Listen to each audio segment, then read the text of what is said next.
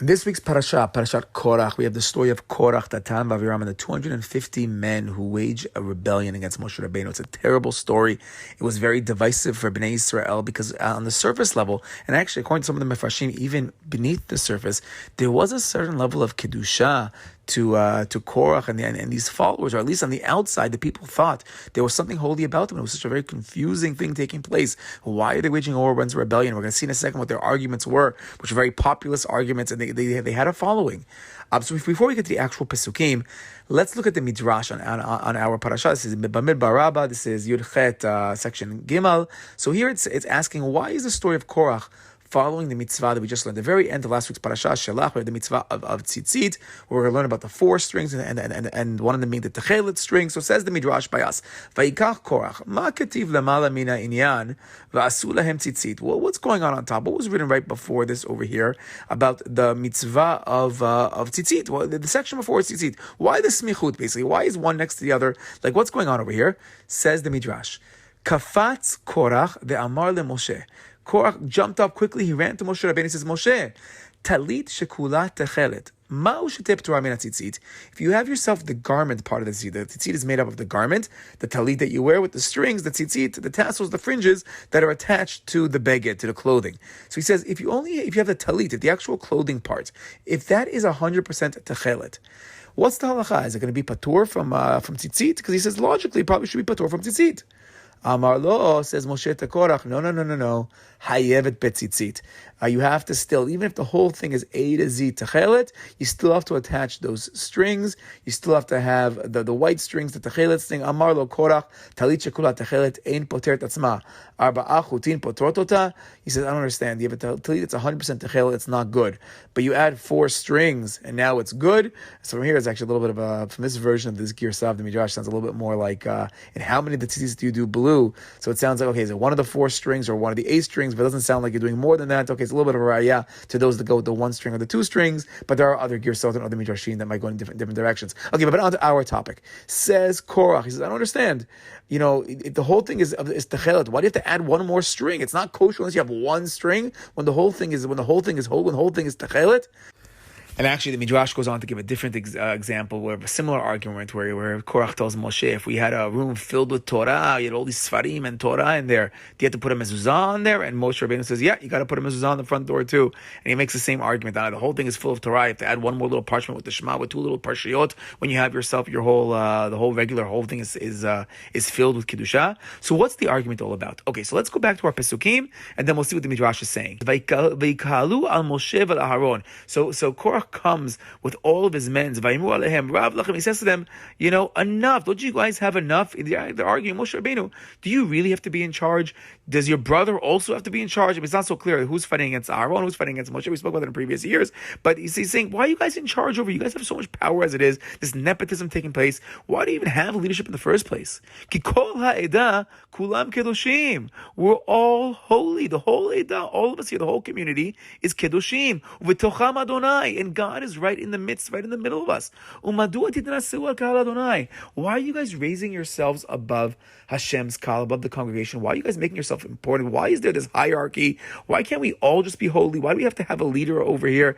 And that's the claim of Korah. If Hashem is in the middle, why can't we all be equal? Why do we need leadership? And that's the concept of this midrash, where the midrash is saying we're all techelet strings. The whole beged is techelet. So why do we need these extra strings? Why do we need these extra attachments over here? And according to the Midrash Tanchuma version, Korah actually makes techelet talitot for all 250 men. So they're all walking around wearing these garments of techelet. I was actually thinking a couple of years ago, we mentioned that it might be a counter to the Kohen's Me'il. If he's fighting against Aaron being the Kohen, he's fighting against the Levim, he's fighting against Moshe. But we know the Kohen Gadol, he has a Me'il that's Kulo Techelet.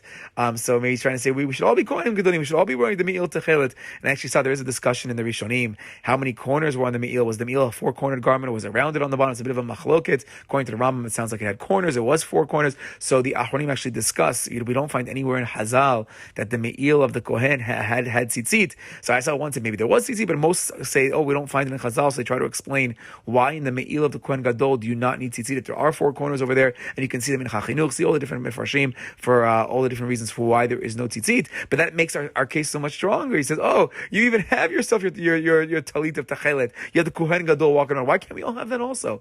Why can't we all have that holy garment? We're all holy ourselves personally to begin with. Okay, so what's going on over here? So I saw a very cool idea in the Pri Tzadik. I saw it by the Mei Shiloh as well. We'll get into each of them about what is the underlying argument of Korah. What is this claim of a little bit deeper of the Talit She'ol Techelet? Okay, on the simple level, we're all holy. So let us all be holy. Let's all be wearing the Techelet Me'il. But a little bit deeper. Okay, so says Rav Tzadok HaKohen Melublin.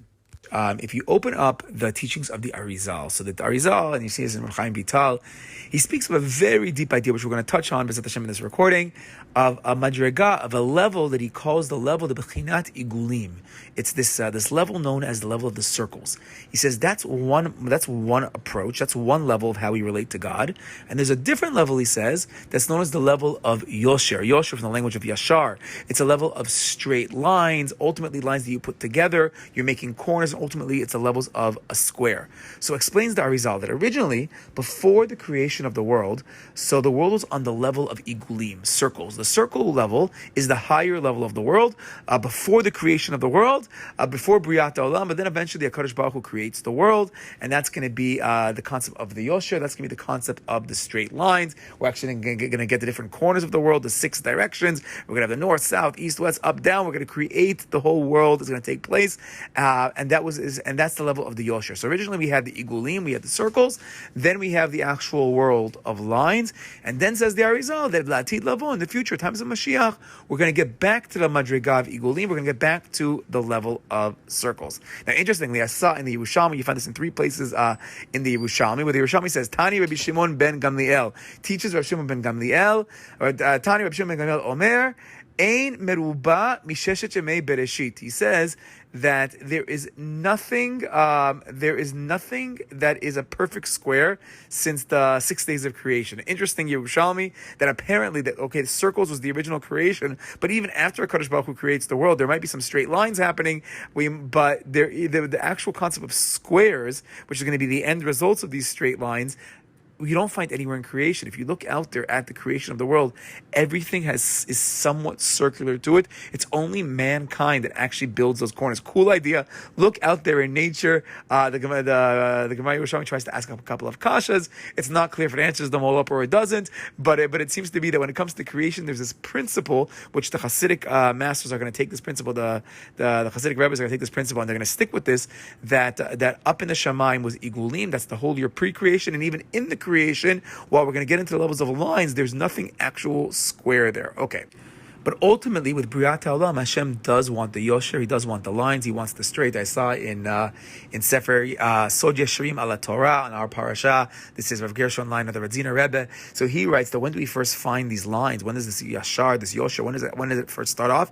He explains that when Hashem separated the upper waters from the lower waters, that created borders in the world. That's the Mechitzot. And now it's no longer the circles, now we're having borders, we're having boundaries. The lines symbolize boundaries. I was thinking that might be the horizon. We're looking off, we spoke last week about the ocean and the sky and the tzitzit, but we have the horizon is kind of like a line over there. It's not a square, but we have a bit of a line and that's symbolizing the first boundary with the creation of the world. But eventually, we go from the circles down to the lines. We're going to ultimately get to the levels of squares. Okay. Now, I was actually thinking a side question. If the Yerushalmi says that there was no square, Hashem didn't create any squares. It's only us that create squares. But I was thinking there is one little issue. There's the issue of the luchot. They have the luchot abrit, which according to the mainstream approach in the earlier sources in the Gemara, by the Midrashim, the Rishonim as well, it seems that the luchot actually were square.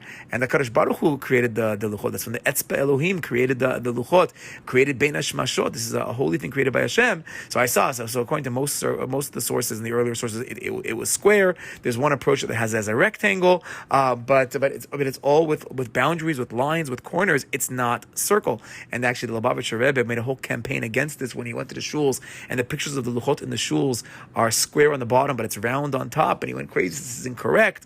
And he started a whole war. And he had all these people that were with him that were backing him, and they were claiming that why on top is it circular on top? And maybe it was mistaken.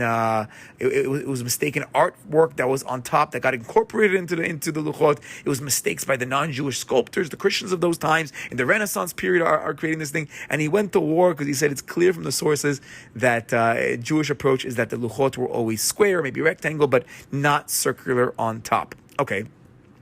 But then I started looking it up a little more, and I did see that some try to argue, based on the Zohar, that maybe the luchot actually were circular on top, because there's a Zohar that says that that the luchot were formed from something similar to like drops of dew, and when the drops of dew were dropping, creating this image of the luchot, the shape of the luchot, it might have led to a rounder shape. And they quote Rav Avram Azulai in his Sefer Zorei Chama. He writes on the Zohar, he writes that the two sacred stones were formed. And then he says, "K'tzatam agulot v'k'tzatam merubaot." He says, and some of them, a little bit of it was round, and a little bit of it was square. So some want to learn, well, what does that mean? A little bit was round, a little bit was square. That the bottom was actually square and the top was round, and they're trying to matzdik what happens in the shul. I actually saw in Halacha Sefer of Yisrael Yaakov Fisher and Eben Yisrael Chet, he actually wants to matzdik. He wants to allow the custom that we have nowadays in the shuls.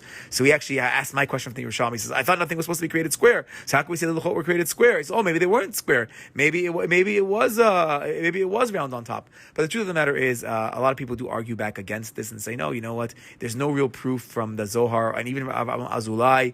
It's not so clear that when he's referring to it's a little bit round, it's a little bit square. Is he talking about the actual physical shape?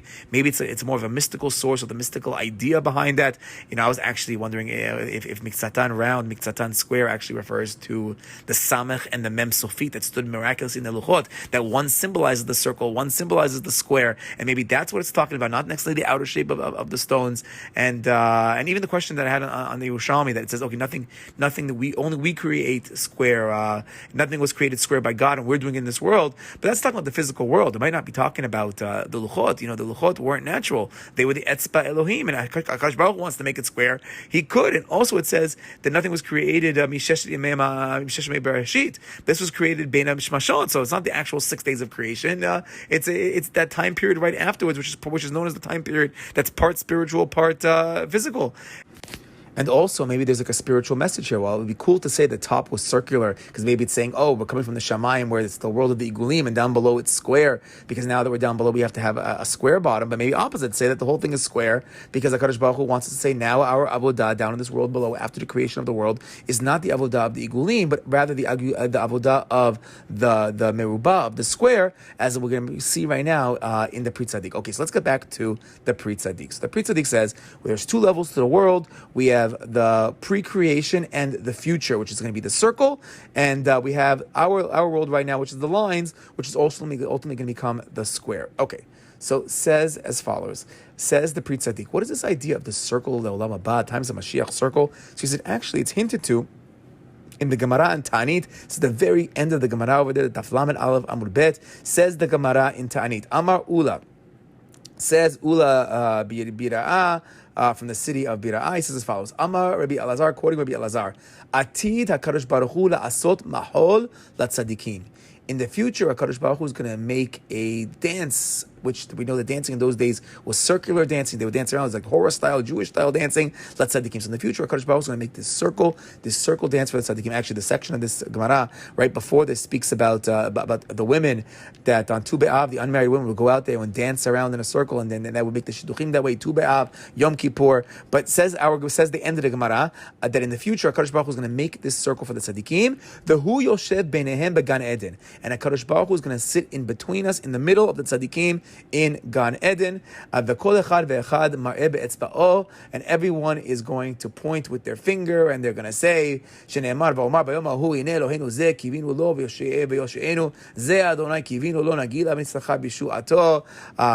the psukim we say on Simchat Torah when we're making our circles around the Torah as well. But it's basically saying that we waited for HaKadosh Baruch Hu, but ultimately we're going to rejoice with the salvation, and it's the times of Mashiach, and we're rejoicing. Says the Pri Tzadik, what is this machol? What is a machol? It's a circle. It's a circle. It's an igul. It's a Jewish dancing HaKadosh Baruch Hu. We're making a circle symbolically. We're giving a crown to HaKadosh Baruch Hu. We're circling around Hashem. Keter yutenu lecha. We're giving HaKadosh Baruch Hu that circle, that crown. Again, it's similar to the section right before of the Kala dancing around the Hatan. We're going to be dancing around the HaKadosh Baruch Hu, the Kala to Hashem. And okay, beautiful, excellent. That's the future. That's the circle. A circle in a certain aspect is infinite.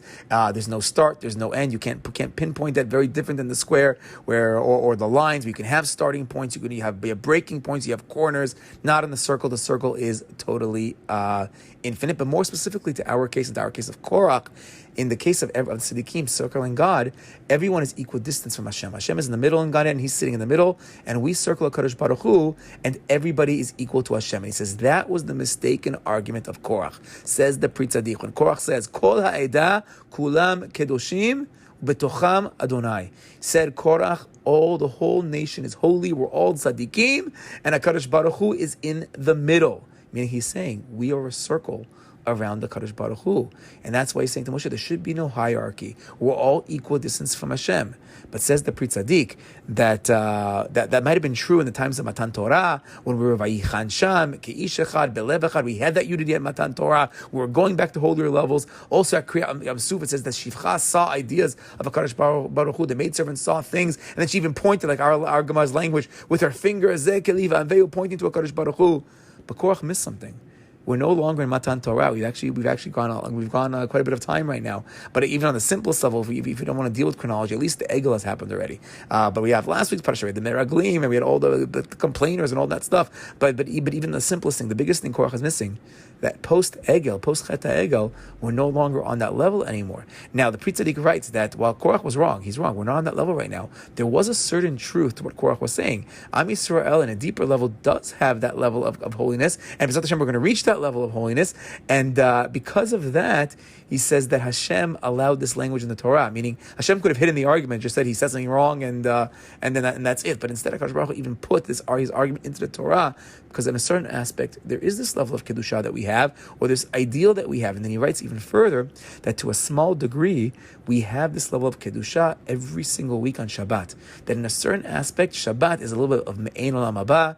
The Chazal tells us it's a 60th, it's a Chad Meshishim of the future. Now, what do we know about 60? 60 is the letter Samech. 60 is the circle, a bit of the world to come, a bit of the Igulim, Chad Meshishim, that is Shabbat, when HaKadosh Baruch Hu is in our midst. I actually heard a beautiful idea once from a Hasid. There was a Hasidic guy who dressed the whole Hasidic part every Shabbat. He's putting on the Bekesher and the Shtreimel, and he told me that before he puts on his round crown, he puts on his Shtreimel before Shabbat, he thinks to himself, look at the beautiful neighborhood we live in, with all types of Jews, all types of people, and all types of hierarchies. We have the richer people, the economic differences, we have the political people, that guy's part of the Knesset, that guy's in local politics, this guy has yichus, he comes from rabbis, this guy doesn't. Everybody has their position, this guy's making it more, this guy's making, everybody has their position throughout the week, and you might see this kind of hierarchy. But he says, come Shabbat, no matter what the person's job is, no matter our pedigree, no matter what we put on our finest clothes, he says, I put on my shtreimel on my head, I put on my crown, and we're all equal before HaKadosh Baruch Hu. We come to HaKadosh Baruch Hu, and no one's looking, we're all the same before Hashem. That's a certain aspect of Shabbat.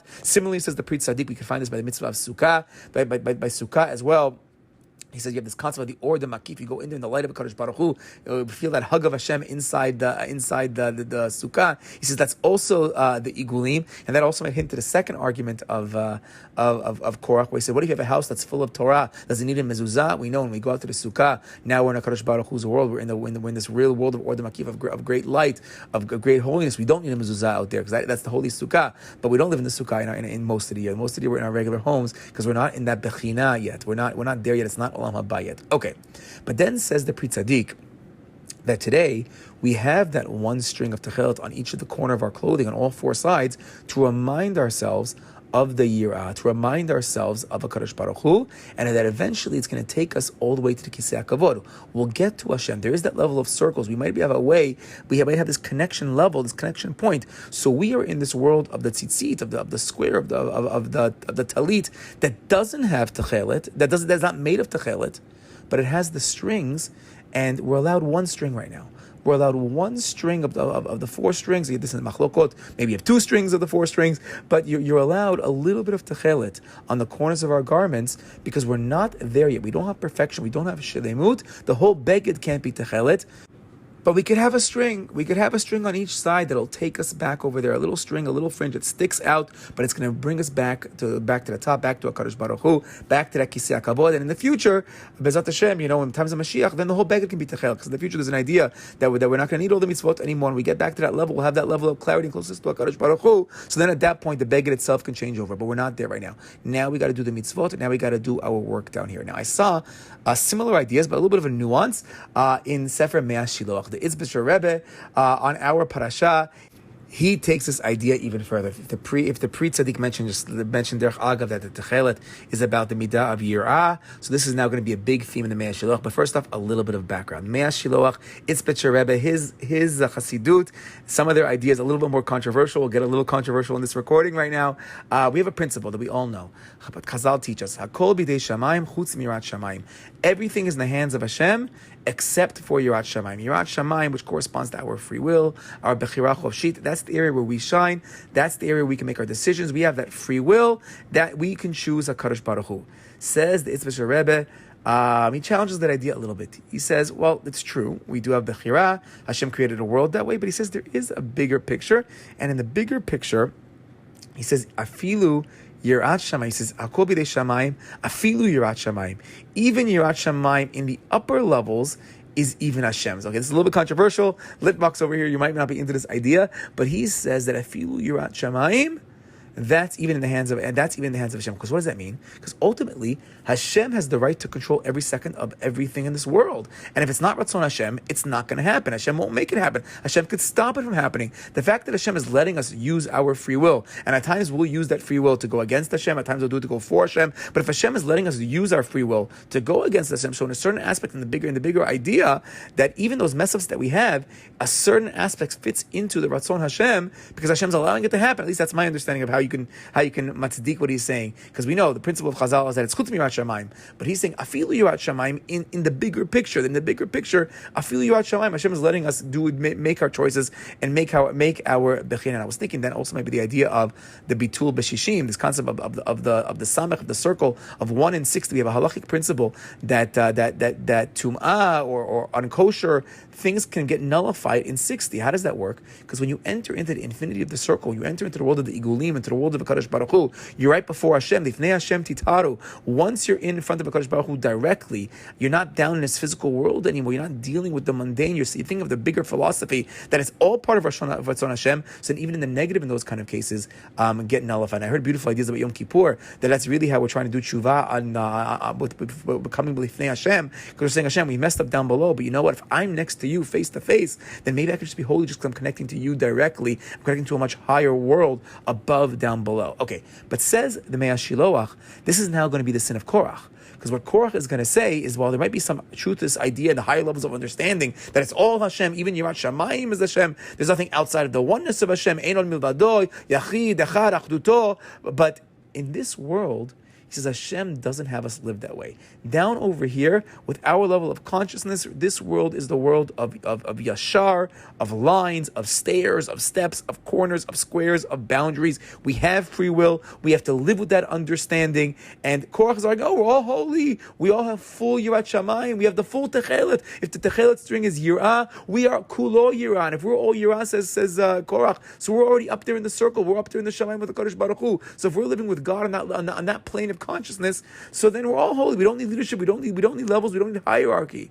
Similarly, he writes to Mea Shiloach in Parshat V'zot HaBeracha on the pasuk of Vayhi Bishurun Melech. Bishurun, again, it could be a hint to the Yashar over here. Vayhi Bishurun Melech. In the Jewish people, there's going to be a king. So he says, what's a king? He says, a Melech is on a higher level of the hierarchy. He's the king. He's the king. He's the one with the crown. But he's going to use the mishpat, which relates to the Yiran, the din, and the tchelet as well. He's going to use mishpat whenever he needs to keep his people in place. And he's going to punish and put things in if they break the boundaries. If they go to, he says that's the idea of Yosher. That's the idea of the steps. That's the idea of the levels. But he says, but if all the citizens will act be Yosher, if we're going to act properly by our own free will, we're all going to keep the laws with our free will, with our Yirat Shamayim, and we're going to want to be so close, and we're going to want to have that king, and we're going to want it to be there. So on that level, he says, we're all going to become equidistant to the king in the middle. Then we're not going to need that hierarchy anymore. We're not going to need those borders and boundaries. We're not going to need those rules. We're not going to need those squares anymore, because we all want to be in the right place. But we're not there right now. The mistake of Korah by us is that that's not the world that Hashem created. That's not the world post Egel HaZahav. We're back to the world with boundaries, with rules, and Hashem wants us to live by those rules. I saw a beautiful idea in the Shvilei Pinchas. The Shvilei Pinchas, the Belzer Rebbe quoting Rav Chaim Vital, quoting the Megaleh HaMukot as well. The mystical idea. We have the famous pasuk, Vasuli Mikdash, V'shachanti betocham. Hashem, when He actually wanted to build that physical world down below, that Mishkan, that structure, we think of that of a classic house in terms of squares. I know modern day architecture can make more circular things, but we think more in the terms of squares and boxes and corners. And especially if you listen to our previous Divrei Torah a couple of years ago about the boundaries of the Mishkan with the different parochets, and Hashem really wants us to have these boundaries as we get place to place, as we get closer, because we can't just run in directly. We can't be like that Nadav and Avihu going on. There's actually a lot of connections between the Korah and Nadav and Avihu. Moshe's telling that they're bringing the Ketoret. There's places you can go and knock. When Nadav and Avihu did it L'Shem Shamayim, Korah a little bit more complicated, but this is concept of boundaries, and we have to have boundaries. So the Mishkan symbolizes those boundaries, and if we build it properly, V'shachanti betocham. Hashem says, I'm going to dwell in all of us, betocham in the plural, in all of us, betocham. But says Rav Chaim Vital, says the Megaleh HaMukot, they learn different. They learn betocham, betoch mem. If we build it, if we live by this world of the Yashar and the Yosher, where is Hashem going to be? Betoch the mem. What's the mem? The mem is the box, they explain, is the box of the tefillin. It's the physical mitzvot we do down below, it's the tefillin. Now, based on the Radziner Rebbe, we could take the Radziner Rebbe's ideas and stick him into our idea as well. So, as Rav Gershon Liner, he says that he compares tzitzit to a box. He says the four-corner garment is also this concept of a box. I was thinking, okay, betocham, we have the mitzvah of the tefillin, we have the mitzvah of the tzitzit. And actually, somebody showed me a beautiful midrash last week. On last week's parasha, we had the story of the Mekoshesh Eitzim, the guy who broke Shabbat, broke Shabbat, and ultimately he's going to have to die for breaking Shabbat. So I saw it's a midrash that's quoting Tana de Eliyahu. It's quoting the school of Eliyahu, which says as follows: that he says, why did Mekoshesh Eitzim? How could he break Shabbat? He says, you know how he broke Shabbat? Because he didn't realize that he wasn't wearing his tefillin. Because on Shabbat we don't wear tefillin, and because he wasn't wearing his tefillin, he forgot about the boundaries. He didn't have the ot in front of him, and he messed up. So what does Hashem do in the very next section in the Torah? The very next section in last week's parasha is the parasha of tzitzit. So we get ourselves a different box. We have ourselves a different. We take ideas from our Pri Tzadik, take ideas from the Mea Shiloach and from the Itzbis and from the Radziner Rebbe. So we're taking the box again, the box of tefillin where it wasn't there on Shabbat. So Hashem gave us a new box. He gave us the tzitzit. Now, this midrash is a little bit complicated because it does sound like that the Jewish people had tzitzit already in Mitzrayim, because they said they kept their clothing, which the Chazal tells us is the tzitzit. It also sounds like Yosef was wearing tzitzit when Eshet Potiphar grabbed his tzitzit. Okay, but based on this midrash, though, Tana de Eliyahu, Hashem created the mitzvah of tzitzit. So even on Shabbat, which we said Shabbat symbolizes the koach of the circle, it's that one day of year where we're in the 160th of Olam Haba. But even there, in this physical world down below, we have to have some kind of remembrance of the square. We can't just live totally in that circle, and therefore the koach of the square is going to come in the form of tzitzit based on this midrash. Now, beyond the scope of this recording, but if you listen to my previous recording that I just recorded, that I posted from the Siyum HaShas, so over there I gave a different idea that the mem of betocha might refer to the mem of the Or Torah Sheba'al Peh, that the Mishnayot start and end with the letter mem from Me'imatai down to Shalom with the closed mem at the end. It also corresponded to the mem and the samech that were back to those luchot that were standing mid-air benisim, that they themselves were made be'etzba Elohim, which we compared to the tabat and the bracelets of the wedding present to HaKadosh Baruch Hu, which takes us back to the etzba and the finger that goes on that ring. Okay, but those are side ideas. Now let's get back to our parasha. So we said, based on the Pri Tzadik, based on the Mea Shiloach, the Itzbis Rebbe, based on his grandson, the Radziner Rebbe. So they're all saying that the avodah in this world is not a circle; it's currently a square. So therefore, we wear the talit, which is the beged, and that square is not of techelet. It's a regular square. It's a regular beged without the tchel. But there's a danger in the square. What's the danger?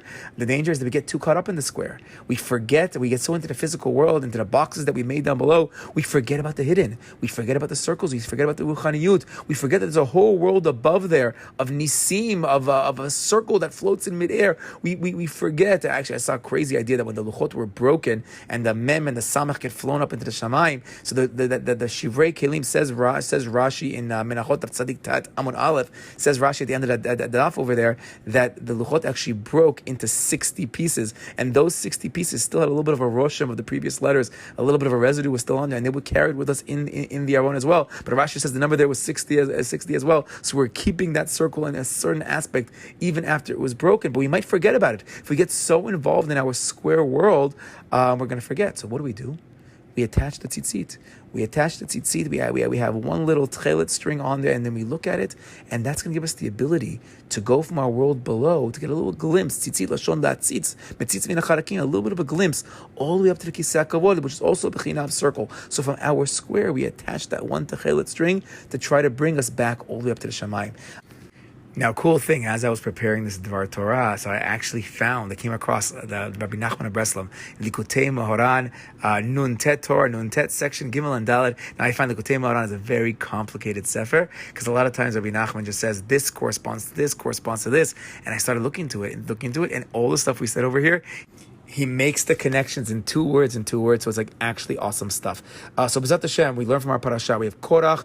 Korah is dreaming for the Igulim, dreaming for that circle to be with the Kadosh Baruch Hu, which B'ezrat Hashem, we're going to get to that level, but we have to realize now we live in the world over here, we have a process, and the process is through the mitzvot, it's through the learning of the Torah, and B'ezrat Hashem, we should be zocheh, that even when we're doing this process, we can have a little bit of a hint, a little bit of a glimpse of it through the tzitzit. Shabbat Shalom.